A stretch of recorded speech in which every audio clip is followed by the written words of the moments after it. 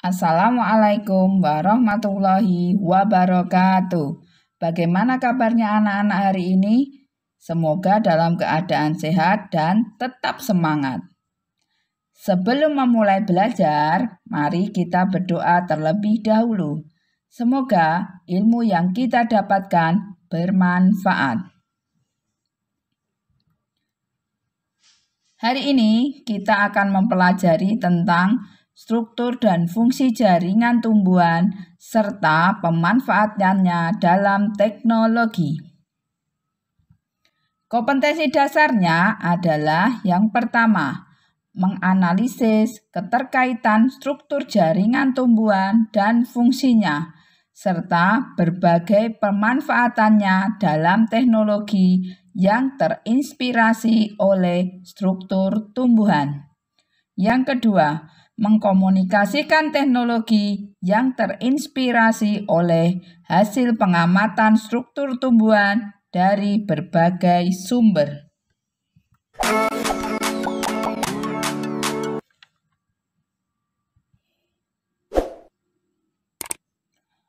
Organ penyusun tubuh tumbuhan beserta fungsinya. Organ adalah kumpulan jaringan yang secara bersama-sama melakukan fungsi khusus. Organ penyusun tumbuhan terdiri atas akar, batang, daun, bunga, buah. Kita bahas satu persatu.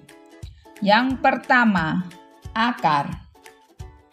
Fungsi akar. Fungsi akar yang pertama yaitu menyerap air dan garam mineral. Yang kedua, melekatkan tumbuhan ke tanah. Yang ketiga, membantu pernafasan.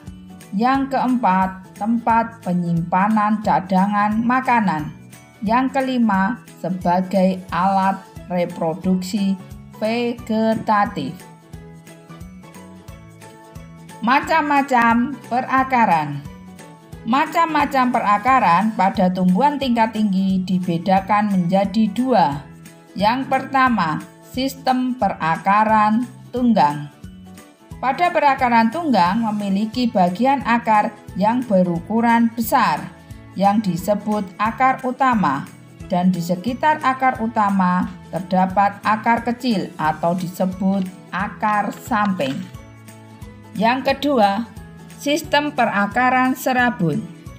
Pada perakaran serabut tidak mempunyai bagian akar yang berukuran besar atau akar utama, tetapi semua akar berukuran kecil atau disebut akar serabut.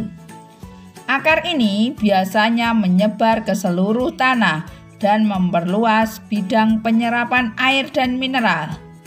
Biasanya dijumpai pada tumbuhan monokotil atau berkeping satu. Struktur akar. Struktur akar dibagi menjadi dua. Yang pertama, struktur luar, nama lainnya adalah morfologi. Struktur luar ada tiga. Yang pertama, rambut akar. Rambut akar merupakan tonjolan-tonjolan yang merupakan kepanjangan dari sel-sel epidermis. Yang kedua, tudung akar kaliptra. Tudung akar, pada ujung akar ini terdapat jaringan meristem. Jaringan ini sel-selnya selalu aktif membelah. Ujung jaringan meristem dilindungi oleh sel-sel akar yang disebut kaliptra. Kaliptra berfungsi melindungi sel-sel akar dari kerusakan akibat pertumbuhan akar menembus tanah. Yang ketiga, titik tumbuh atau daerah perpanjangan. Titik tumbuh berada pada tudung akar.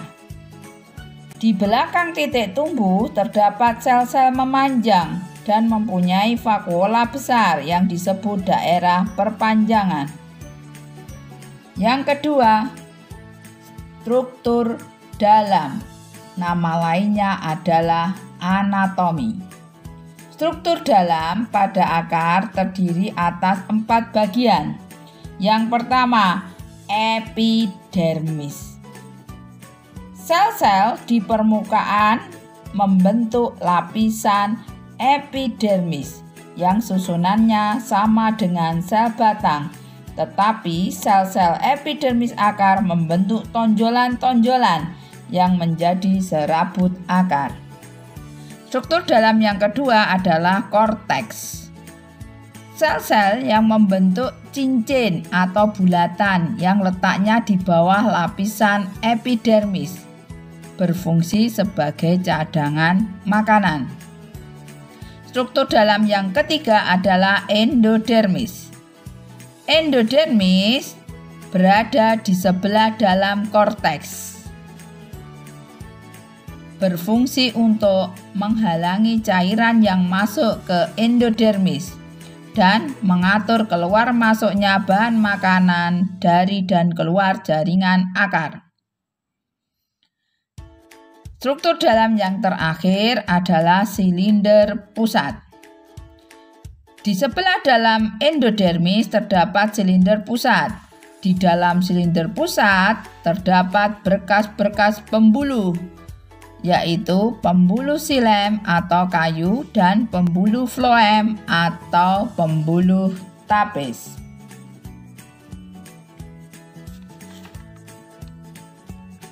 Struktur dan fungsi jaringan yang kedua adalah batang. Batang berfungsi untuk 1. Menyokong berdirinya tumbuhan. Yang kedua, tempat penyimpanan cadangan makanan. Yang ketiga, mengangkut bahan makanan dari akar ke daun. Yang keempat, sebagai alat reproduksi secara vegetatif.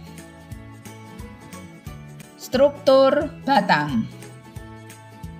Seperti halnya akar, batang juga memiliki struktur luar atau morfologi dan struktur dalam atau anatomi.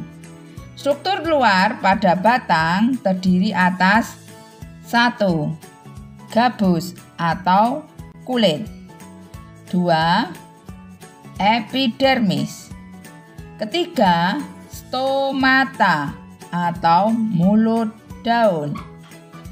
Yang keempat adalah lentisel yang berada pada batang yang sudah tua. Struktur dalam pada batang atau anatomi yaitu yang pertama, epidermis. Dinding epidermis batang lebih tebal dibanding dengan epidermis akar karena dilapisi oleh kutikula. Lapisan epidermis berfungsi untuk melindungi lapisan di dalamnya. Yang kedua, korteks. Lapisan yang terdapat di dalam epidermis berbentuk bulat yang berfungsi sebagai tempat persediaan makanan bagi batang. Yang ketiga, endodermis. Lapisan yang terletak di sebelah dalam korteks dan lapisan ini lebih tipis dibandingkan dengan lapisan endodermis pada akar karena menyatu dengan lapisan korteks batang. Yang keempat, silinder pusat. Di dalam silinder pusat terdapat berkas penguluh angkut, yaitu pembuluh xilem atau kayu dan pembuluh floem atau tapis. Xilem berfungsi mengangkut air dan garam mineral dari tanah ke akar dan dari akar menuju ke daun. Sedangkan pembuluh floem, nama lainnya adalah pembuluh tapis, mengangkut makanan dari hasil fotosintesis diedarkan ke seluruh tumbuhan. Sehingga fungsi xilem, nama lainnya pembuluh kayu, dan fungsi floem, nama lainnya pembuluh tapis, berlawanan. Selanjutnya adalah meristem. Meristem terdiri atas sekelompok sel yang aktif melakukan pembelahan. Yang selanjutnya adalah jaringan parenkim atau dasar, yaitu jaringan yang hampir semua bagian tumbuhan berfungsi sebagai jaringan dasar. Selanjutnya adalah jaringan penguat. Jaringan penguat dibedakan menjadi sklerenkim dan kolenkim. Yang terakhir jaringan pengangkut, yaitu tadi xilem dan floem. Struktur jaringan yang selanjutnya adalah daun. Daun berfungsi sebagai tempat terjadinya fotosintesis. Yang kedua, sebagai tempat transpirasi atau penguapan. Yang ketiga, sebagai tempat ekskresi atau pengeluaran. Yang keempat, sebagai alat reproduksi secara vegetatif. Struktur daun. Daun ada struktur luar dan struktur dalam. Struktur luar. Daun pada umumnya berbentuk pipi, melebar, berwarna hijau karena adanya klorofil. Bentuk daun beraneka ragam. Ada yang bentuk jarum, ada yang bentuk sisik, dan tulang daun juga ada yang menyirip, menjari, maupun melengkung. Yang kedua, struktur dalam. Struktur dalam terdiri atas epidermis. Epidermis merupakan lapisan luar daun yang terdiri atas sel tunggal di lapisan permukaan atas dan bawah daun yang dilapisi kutikula dan terdapat stomata. Yang kedua, jaringan tiang atau palisade. Di bawah lapisan epidermis disebut jaringan palisade atau jaringan tiang. Sel-selnya berbentuk panjang, tersusun seperti tiang, dan banyak mengandung klorofil, sehingga sebagai tempat terjadinya fotosintesis. Yang ketiga adalah jaringan bunga karang. Jaringan bunga karang pada daun, selnya tersusun seperti bunga karang dan letak antar sel longgar sehingga terbentuk ruangan-ruangan udara. Jaringan bunga karang terdapat pembuluh angkut yang terdiri atas xilem dan floem. Fungsi daun sebagai tempat fotosintesis. Fotosintesis adalah proses pembuatan zat makanan atau karbohidrat dari bahan karbon dioksida atau CO2, air, H2O, dan zat mineral dari dalam tanah yang diolah di kloroplas dengan bantuan sinar matahari. Reaksi fotosintesis.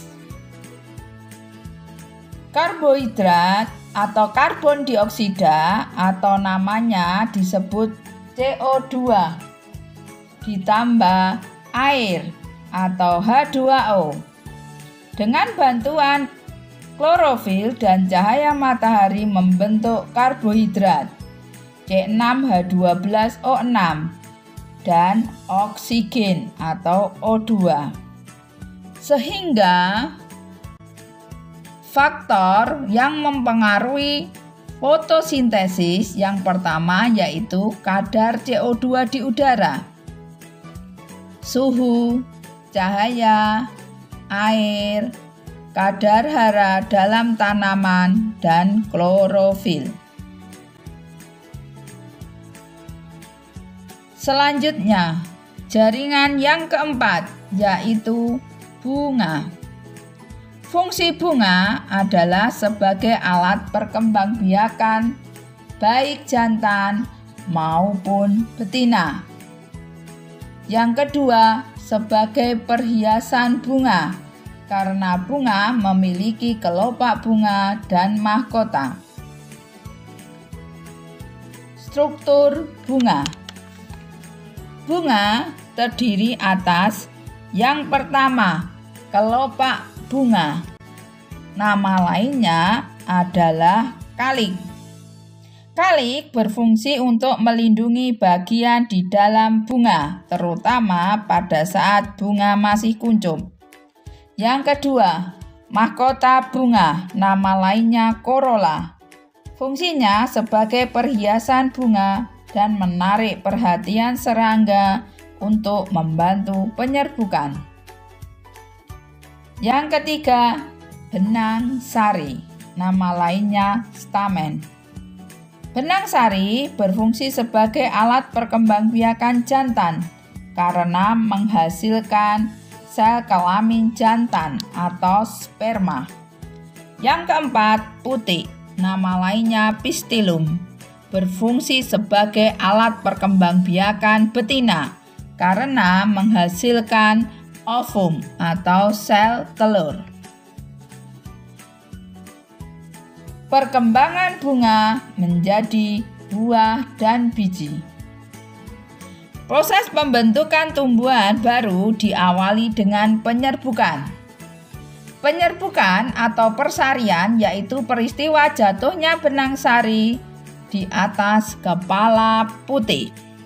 Setelah terjadi penyerbukan, diikuti pembuahan, yaitu peristiwa meleburnya sel spermatozoid atau sperma dengan ovum atau sel telur yang terjadi di dalam putih. Hasil peleburan sel kelamin jantan dan betina disebut zigot atau calon individu baru. Diikuti gugurnya mahkota bunga, benang sari, dan kelopak bunga. Maka terbentuklah bunga yang diikuti dengan pembentukan biji. Jadi, setelah benang sari dan kelopak bunga gugur, maka akan terbentuk buah. Kemudian, yang terakhir adalah buah. Bakal buah akan berkembang menjadi buah, sedangkan bakal biji akan berkembang menjadi biji bila terjadi pembuahan. Macam-macam buah diantaranya yang pertama, buah sejati. Buah sejati adalah buah yang terbentuk dari sel-sel bagian buah saja. Contohnya mangga, pepaya, durian, tomat, kacang tanah, dan padi. Macam-macam buah yang kedua yaitu buah semu. Buah semu adalah buah yang terbentuk bukan dari bagian bunga saja, melainkan juga dari bagian bunga yang lain. Contohnya, nanas. Nanas dibentuk dari bakal buah dan daun-daun bunga. Jambu monyet dibentuk dari tangkai bunga yang membesar. Apel dibentuk dari dasar bunga yang menggelembung. Arbe dibentuk dari dasar bunga. Yang terakhir, buah nangka dibentuk dari daun bunga yang tumbuh menebal dan berdaging. Demikian tadi yang dapat saya sampaikan. Atas perhatiannya saya ucapkan terima kasih. Jangan lupa like and subscribe. Wassalamualaikum warahmatullahi wabarakatuh.